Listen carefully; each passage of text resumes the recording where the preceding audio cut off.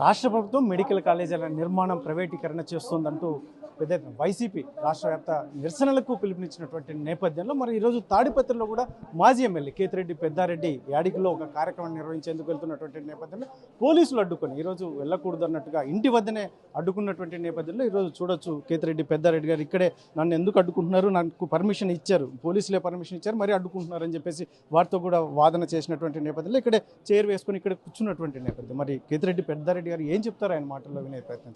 సరే, ఈరోజు కార్యక్రమం ఏంటి సార్, ఎందుకు మీరు పోలీసులు మిమ్మల్ని అడ్డుకున్నారు?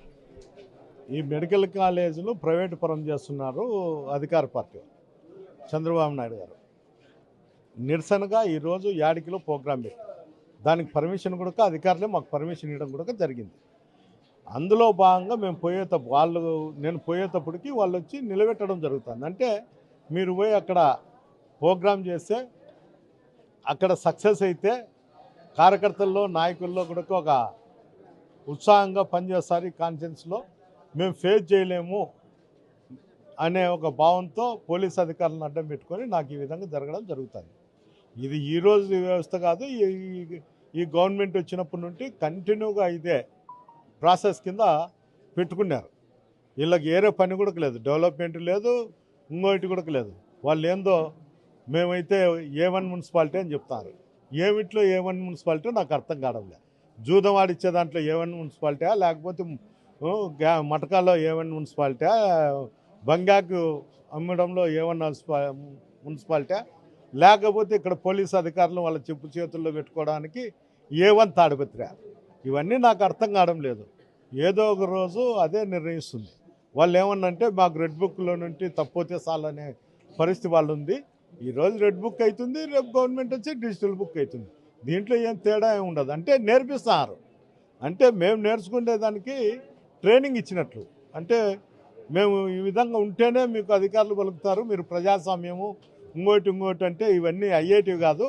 మేము చెప్తున్నాం, మేము చేస్తున్నాం, మళ్ళీ మీ ప్రభుత్వం అయితే చేతనైతే చేయండి అని వాళ్ళు ఒక మెసేజ్ పంపిస్తారు మా దగ్గర. ముఖ్యంగా పోలీసులు అయితే మొదటగా మీకు పర్మిషన్ ఇచ్చారు, రికార్డెడ్గా పర్మిషన్ ఇచ్చారు, మరి అడ్డుకోవడం దీన్ని ఎలా చూస్తారు మీరు ఒక మాజీ ఎమ్మెల్యే? నేను దానిపైనే కదా నిరసన వ్యక్తం చేస్తాను. ఏం చూడమంటే చేతగాని పరిస్థితుల్లో ఉన్నారు అధికారులు ఇక్కడ. కేవలం పై అధికారులు చెప్పినా వీళ్ళు వినే పరిస్థితి లేదు.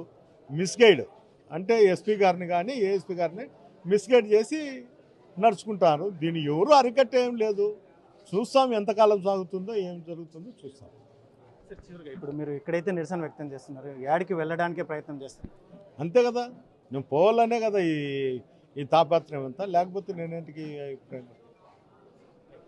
ఇది మాజీ ఎమ్మెల్యే కేతిరెడ్డి పెద్దారెడ్డి గారు చెప్తున్నట్టు ఒకటి ఏదైతే ఉందో నిరసన కార్యక్రమానికి మొదట పోలీసులు పర్మిషన్ ఇచ్చారు, ఆ తర్వాత వారి అడ్డుకుంటున్నటువంటి నేపథ్యం అయితే నెలకొని ఉంది. ముఖ్యంగా ఇక్కడ పోలీసులు నిరాశక్తులై ఉన్నారు. ముఖ్యంగా ఇక్కడ మున్సిపల్ చైర్మన్ ఆడుతున్నటువంటి నేపథ్యం వారికి రెడ్ బుక్ ఈ రకంగా వారికి ఒక భయాందోళన ఉంది అధికారులకు. అందుకనే నన్ను ఈ రకంగా అడ్డుకున్నారు.